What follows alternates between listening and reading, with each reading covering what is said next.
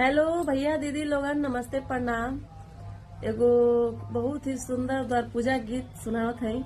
अच्छा लगी तो लाइक शेयर कमेंट कर दीजिए। कि सांखरी राउरी खोरियाए पापा, सांखरी राउरी दुआर, सांखरी राउरी खोरियाए पापा, सांखरी राउरी दुआर। हथिया हे पिया सले पापा, पोखरा दिना खनवा। कि घोड़ावा हे पिया सले पापा, पोखरा